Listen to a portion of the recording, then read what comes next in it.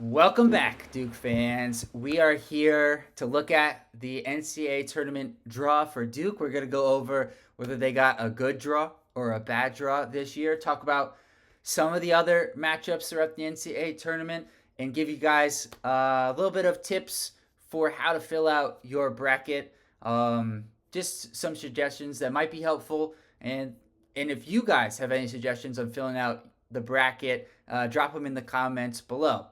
So, JD, Duke gets the number 2 overall seed. What was your initial impression? Um, that was correct. That in fact, despite my extreme bias um, for the Dukies, Auburn had been number one for so many weeks, and I did think about this. We finally get the number one ranking, and then Cooper Flag and Malik Brown go down. So maybe we never should have gotten the number one ranking because it was bad juju. But that's another matter for another day. But no, I actually thought that that was correct. That Auburn, especially if it's true that the last 10 weeks were they on a win streak? Where were they? And that if Auburn lost 3 out of 4 in that period, then I'm fine with the fact that Auburn was going to be number one. Me too. And, the SEC crushed the old Big East record of 11 teams to make it to the NCAA tournament. They've got 14. I think the funniest thing for me was listening to, they had the guys on from the selection committee, and they asked them, because typically they try to avoid conference matchups until at least the Sweet 16. And they're like, there's only so much they could do. They tried to limit it to at most 4 per region. Go ahead. Right. And no. I think and that they if they only played each other once in the SEC conference play, then they had to come up with some guidelines. So Right. if they played twice, they would avoid it. But if they had only played once, they were going to say that would be okay. But I mean, what are you going to do? It's like 68 teams, 14. Take out, all right, 14. Yeah, it's like 20, wait, taking out the 4 play ins. So 14 out of 64, it's more than 20% are from the SEC. Although Texas is in the They're in the play first ins. 4. Yeah. All right. So, all right. Close enough to almost 20% of the tournament teams are coming from one conference. That's It, crazy. it is crazy. It just is. And we'll have to see how it plays out for the SEC because uh, based off their self promotion, which I think they've done a good job of. Um, if none of the SEC teams win the national title, I think it's a failure for the SEC. And that Big East year, I was reminded recently that first off, that was the year Kemba Walker and company went on their run. Um, but also, I don't remember this as well, but from what I was told, apparently most of those, obviously putting UConn aside, most of those teams were out in the first weekend. I think like Well, and remember that was pretty much true by the first weekend the year that Big Ten unbelievable, they're going to dominate, they're going to be there, and by the end of the first weekend I think almost they were like 2-8 or something. It was one year where all right, we got to pick lots of Big Ten teams. I don't know, Jack. I got to tell you that the SEC, it, there are going to be some SEC teams in the Final Four. The only question is how many. for sure. I think it's gonna be a little bit different than those 2 other seasons. Also Yep. because that the year at the Big Ten there was 9, and the Big East there's 11. There's 3 more teams. There's 3 more opportunities for the SEC, and even the most, which was 11, with the Big East. So Um, it's going to be an interesting tournament for the SEC. It's going to be fun to follow that narrative. And for Duke, they're going to get one of the play-in teams. It's going to be either Mount St. Mary's or who's it? American. I have that right? Let me double check. Think so. Think so. Yeah. So they'll be playing Wednesday night, and then Duke will play the winner of that game coming up Friday. I think it's Friday at 2:50 is the scheduled time. Yes. It's Yes. it's interesting how that worked out because at that ACC tournament, Duke was the 1 seed. They had more rest time, but I think because of the play-in game, they didn't want to have such a quick turnaround for the play-in team, so they gave them a little bit more time. So the 8-9 game is actually before the Duke the 1/16 game that Duke will play just after the 8-9 game. So I think it will be a great opportunity for all of us to watch the Baylor Mississippi State game, get a sense of Duke's potential second round opponent because since 2018, 2 16 seeds have won. So it's no longer a lock that Duke will advance. However, I'm going to go out on a limb and predict that Duke will win that game against the whoever wins the 16 seed. Do you think I'm being a little too adventurous here, JD, or should we rein it back? I think not only are we going to win that game, it could be a game in which Cooper Flag is going to rest. I know there's been a lot of talk that he could play, a lot of talk that he should get some minutes in, he should be able to. I want the trainers, his parents, and everybody to be the judge of whether he should be on the court on Friday, or not. And because I think we can risk this team that I am so incredibly proud of that won the ACC without Cooper Flag and Malik Brown. So I think we could go out on a limb and say we got the first one. I mean, sounds a lot like Stephen A. Smith, who said Cooper Flag should not play Friday. And Stephen A. Smith said it, so I think we got to listen to him. But I'm still in the camp of if he's healthy, and to your point, if his parents, the training staff, said he can play, more importantly, the training staff, um, play him. And I think there's a world where you can easily get away with playing him in just the first half, so he gets some reps. He gets just his rhythm back because I think whoever wins the 8-9 game, I'm really confident that Duke could win that game without Cooper Flag, but I think it's going to be beneficial for Duke in the long run to ease Cooper in this first weekend so that way he's in rhythm come the second weekend of the tournament where the competition is going to get much more difficult. Uh, it's a good argument, but if I was Stephen A. Smith and I was sitting here going like, I don't think you really should be playing him yet. I don't think it's time to put him in the game. I don't think it's time to see him jumping around on the court yet. It may be that the first weekend we're not going to see Cooper Flag. That was a pretty good impression there. You've been working on that today? No, but I love Stephen A. Yeah, he's fun. He is fun, but you just can't really listen to what he says. He's pure entertainment. There's no analytical value with Stephen A. All right, so let's talk about the pathway for Duke. So we talked about the 16 matchup. Let's go a little bit deeper into that potential 8-9 game. It could be Mississippi State. It could be Baylor.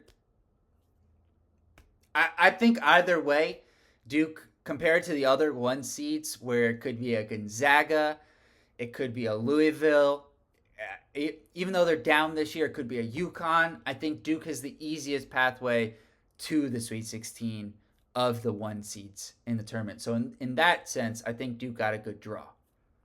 They got a great draw, and I don't think we will have much of a problem in the 8-9 game. Yes, it's a tougher game, but think about we played Louisville and played Louisville without. I think I understand your argument that if he is ready and can give some minutes and he can feel the floor for the first, for the first time in a week or so, get him out there. Don't let it be that it's not until the Sweet 16. It's a legitimate argument. But if they said he's not ready to go, I'm not worried about winning the 8-9 with our team, which is, this new group, which is built around the fact that they don't have Cooper Flag, they don't have Malik Brown, and comparing it to what we just went through, the 8-9 game doesn't. I'm not afraid of that if that's what we have to do the first weekend. Yeah, So, both I've just the pathway to the Sweet 16. Yes, we're playing in the second weekend. both Baylor and Mississippi State haven't been playing their best basketball, and um, for different reasons, I think neither team really matches up well against Duke. Um, Mississippi State has a really explosive scoring guard in Josh Hubbard, but he's 5'10". He is extremely athletic and he can get to the rim and he shoots like 9 threes a game. He's not the high. He's not Rain Smith, in terms of efficiency. But the rest of the team they kind of struggle like offensively. And then Baylor, they're just undersized against Duke. They also haven't been playing their best basketball. Now the one thing on kind of the fun angle I want to point out is in that matchup, Mississippi State and I would catch myself for a second. Mississippi State and Baylor, there are some ACC connections. So in that game, you will have last year's starting and backup center for Miami squaring off against each other with Norchad Omir and Michael Nwoko. And then obviously, as us Duke fans know, if Baylor were to win that game and Duke were to see Baylor, not only would we see familiar ACC foe in Norchad Omir, but it would be Duke versus Jeremy Roach, and Baylor, and it would be there certainly would generate some storylines, and not only that, but Cooper Flagg would be playing against his old high school teammate in Rob Wright. So there'd be some fun storylines to go with that game for sure. But I think, as you said, either way, it. By the way, either way, like whichever team it is, Mississippi State, Baylor. If Cooper plays, if he doesn't play, my confidence is extremely high that Duke makes it through and gets to the Sweet 16.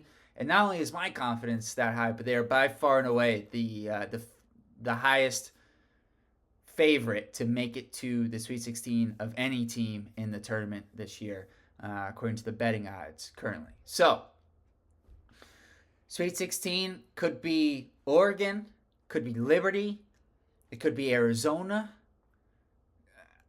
I don't think Akron is going to be Arizona, but technically, these are 12-5, 13-4. We've seen upsets and runs from this range, so it could be any of those four teams. It's more likely going to be Oregon or Arizona. From what you've read, JD, what do you think about this potential matchup with either one of these teams? With any of them, by the second weekend, where I think Cooper Flagg is definitely on the court, no problem. Put it in the book. 3 straight wins so far, no problem.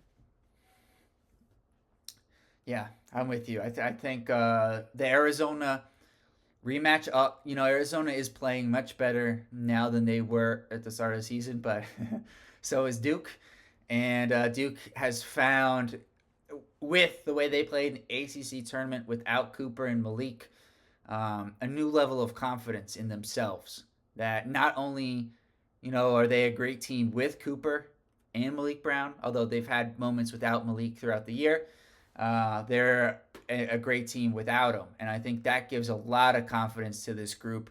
And I guess you could also throw out, without Coach Jay Lucas as well. They just kept moving forward. Well, we also know that you know if Cooper Flagg gets his minutes, I'd rather see it coming off of the bench and not starting. And in the first, and here's why.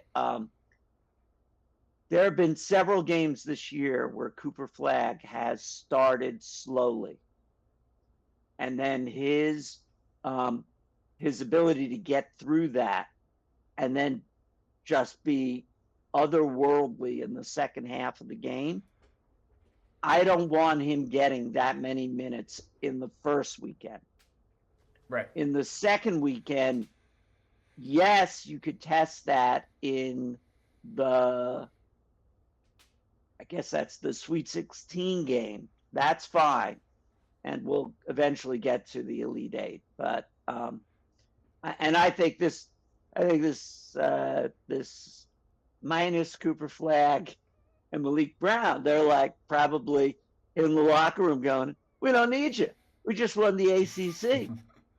So there's probably a lot of trash talking. I didn't know this. And yet another thing about Cooper Flagg that I said, he's not a celebrating kind of guy. And there's just all these pictures of him celebrating, right?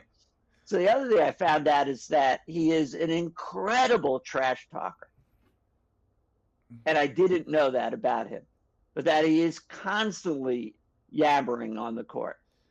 The thing I've kind of noticed with that is it's built as the year has gone on. Yep. And I think that has also coincided with his level of play going up as the year has gone on. It just is a sign of his like confidence and comfort on the court, and it just is him. It's not so much about him letting everyone else know, but it's about him kind of letting himself know and his teammates know that he's ready to go, and he's going to have a big impact, and just kind of getting everyone energy. So I'm going to take you on an entire tangent here, and this is going to be about age. So that for me, celebrating, trash talking, for me, they have no appeal. But are they part of the game? Are they now what players do? And by not doing it, is it, does the rest of your team suffer from it? That you're not willing to celebrate that. I mean, we were making the point. Our dog is It's dinner obviously, time. it's almost dinner time. She wants me to know, but okay. But here's where I really found it out, because the AAU team that I'm the assistant coach on, one of the things I was trying to help them with is shooting. So I always think that the greatest pure shooter that I've watched is Ray Allen. Okay. That nobody has the jump shot that Ray Allen has. Okay. Okay. However, when I started doing YouTube research on it,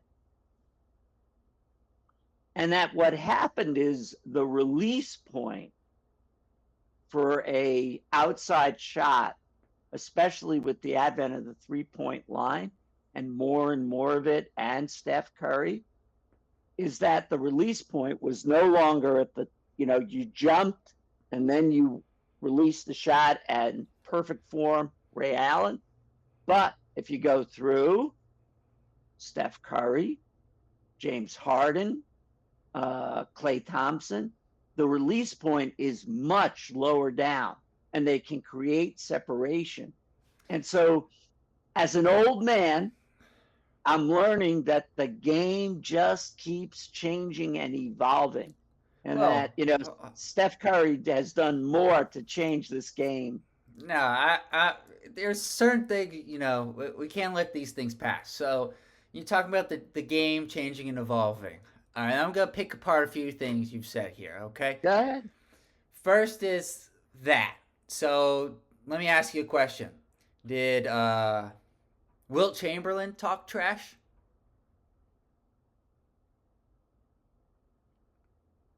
I have to say, I don't know. Well, I think if the number of stories I've heard about Wilt Chamberlain, I think the answer is yes. But here's the next one. Did Larry Bird talk trash? He did. Did Michael Jordan talk trash? Big trash talker. So, sometimes, as much as things change, they stay the same. Now, on the shooting floor, But I I will say that if we go back to my beloved Knicks of 69 and 73, Clyde and Pearl were never trash talkers. I I'm to I think a great example of that in the modern day, although it's been a little bit since he's been himself. Kawhi Leonard, I don't think says a word when he's on the court, and for a period of a couple of years, he was the best player in the NBA, certainly in the playoffs. So I think there's All right. And the release point, because do it quickly, because otherwise we've got to go back to Duke.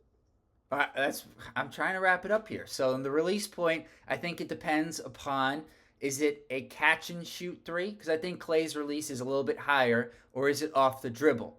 Um, because that's where a lot like Steph's release is lower, but his is also just really fast. So I think there's differences. But to your point, let's get back to Duke. So the Elite Eight matchup, I mean, there's a bunch of teams it could be. It could be.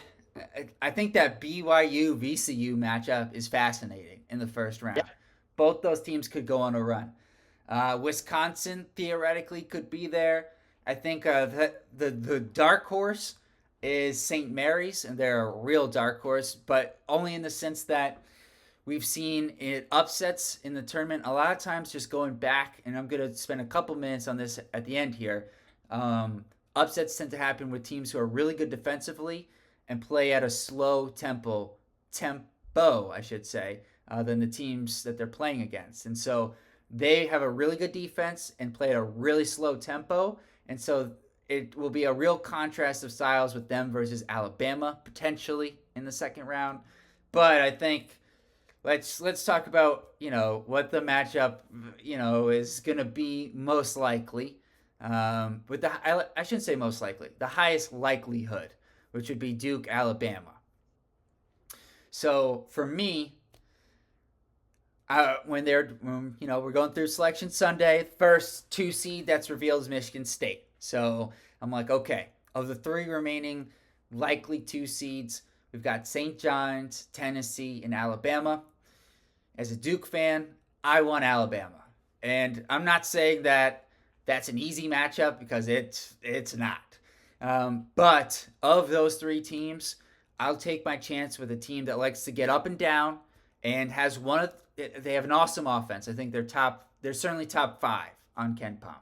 But defensively, and they play at like the highest pace. It's ridiculous. But defensively, they leave a bit to be desired. They've given up I think 90.7 times and over 85, 8 or 9 times this year. Now, the SEC, really tough conference. That happens.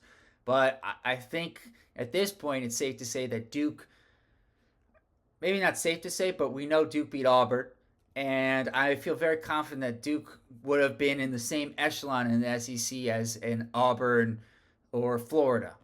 And so I think Duke, of those three teams, I'd much rather have a game that's up and down against a team like Alabama than a physical, slower paced game against the St. John's or Tennessee.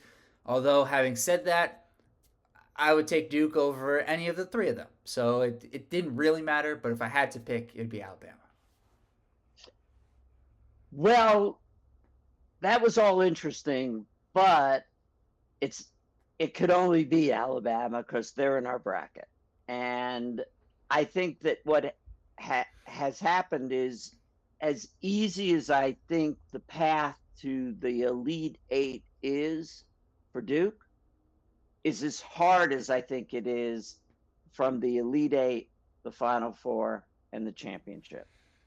That if we have to go up against Alabama, we're going to find, of course, I think we're going to win, but we're going to find out like the beginning of this, like how good is the SEC? Because I've watched Alabama play, I don't know, 10, 15 times this year. Seems like they always have the SEC on the SEC network, so Um, they are they offensively absolutely equal. Defensively, not. And that's going to be our advantage. That's why I think we'll win. That's why I think we're going to the Final Four. But if they should beat Duke and they are not a number one seed, that will start to give, they're the number two seed in our bracket, that will start to give a lot um, of credence and credibility to the argument as to how good the SEC is.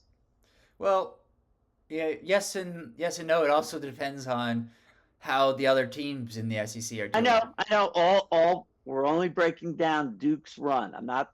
This isn't a show about the entire, Right. March Madness. But um, I think we win, and I think the difference is that our defense is good, and that our offense can generate the points that we're going to need against a very strong offensive team. So we're going to the Final Four. In the Final Four, we'll go a little bit quicker here, um, because we're so far out now that if and when Duke were to get to these games, we'll have the previews for you, so we'll break it down in much more detail. In the Final Four, it's most likely it will be Houston or Tennessee. Outside chance it's Gonzaga, but I don't think so. Probably Houston or Tennessee. Two tough physical defenses, two of the top four defense, certainly top five defenses in the country. Houston's offense is a little bit better, and Houston would be looking for revenge on last year's Elite Eight game. So I think those would be fun matchups, as well as Duke trying to get revenge for their tournament loss to Tennessee 2 years ago. Well, I personally hope it's Tennessee because I would like to demythify the SEC and have Duke go through Alabama, Tennessee, and then you know where I'm going for the finals. I think the finals. Listen, guys, a lot of things can happen, but it's really hard for me to pick against either Auburn or Florida to make it to the final on that side. Now, which team? I haven't decided yet. We've got recording. It's almost 5 o'clock on Monday, so I have a little bit more than 2 days to make a final decision here. But either way, continues. Cross it out, erase, no, 8, 9, I don't know. Which of the 12 5 should we be doing? Which of the 7 10s? But I know you wanted to talk a little bit. So let's save a little room because you wanted to give some pointers as to, making picks. But personally, we've said it all year. I think Auburn is the most likely, even though they stumbled towards the end of the season. But I think I don't know. This is a tough one, but in either case, they're in the SEC. So it will help with my argument that Duke wins this. They're going to go right through the SEC in the Elite Eight, the Final Four, and one shining moment when Duke cuts down the nets. I agree. And we'll be covering all of the Duke games, previews and post games throughout the NCAA tournament. So we'll do the preview of the Duke versus Mount St. Mary's or American game immediately following that game Wednesday night. So we'll have that up for you guys late on Wednesday. And then that game will be Friday at 2:50. So we'll have the post game after that. So here's just a couple of tips for you guys filling out your brackets. So since 2011, a first four team has won at least one game every year except for one. So it probably makes sense to pick one of the either the North Carolina or San Diego State winner, or who's the other game that I can't think of right now off the top of my head? Texas Xavier. So one of those games. Now there was one year where it was actually the 16 seed Farley Dickinson who ended up beating Purdue. Now, the rest of these stats come from Carrie Sports Analyst, who does a great job on YouTube using Ken Palm stats. So go check him out if you guys want more in-depth information on the Ken Palm side of things. But here's a few stats I got from him. So if your offensive rating is above 120.7, those teams win. This is since 2001 or 2002. Either way, it's been about 20 years. Those teams win 87% of their round one games. If it's below 105.2, they lose 90%. Defensive rating above 103.6, they lose 90% of the time. So, as an example, this year, I believe would be Utah State against UCLA. A net rating above 22.9, it's not really the most helpful. They win 90% of the time. Those are most of your top three seeds. So, take it for a grain of salt. And then lastly, a net rating below 10, they lose 90% of the time. Caveat with that one, last year we had two major upsets, Yale and Oakland, who were below a net rating of 10. So just because the stats say it's going to happen, this is March, this is badness. But in helping you guys fill out your brackets, I figured a couple of stats might be helpful. But at the same time, lots of crazy things happen. Go ahead. All right. And I think that's really that was really helpful in terms of the modern day analytics that you bring to trying to pick your selections. Now, for the old folks that are in our listening audience, it used to be that the 12-5 matchup was ripe for, a possible upset. So you look for which 12-5 could it be that might, see an upset. And but it turns out that, and I don't know why this particular stat was in that I was reading since 2018, Mm-hmm. the 7-10 matchup is 50-50. And that the 10 will beat the 7 50% of the time and is even a more likely upset. Yes, they're closer, like an 8-9. Yes, they're closer than a 12-5. But if you're looking for upsets, 50-50, 7-10 since 2018. So that's just makes it easier for us older listeners here than the analytics, but the analytics are great. They're just great. Also, the 11-6 has been much better than the 12-5 since 2018. Again, kind of makes sense, but I think a lot of us have been hung up on the 12-5 for I don't know however many years now, but those are all right. Those are our tips for today. We will see you guys after the Duke game, or sorry, after the American Mount St. Mary's game. We'll have the preview of the Duke 1-16 game out for you guys late Wednesday, and we'll be back for the post game on Friday. So be sure to subscribe to the channel, give us a like, it helps us grow. Drop your comments below. How do you think Duke's bracket fared? What are your bracket tips? And share it with a friend, and we'll see you guys next time. Peace.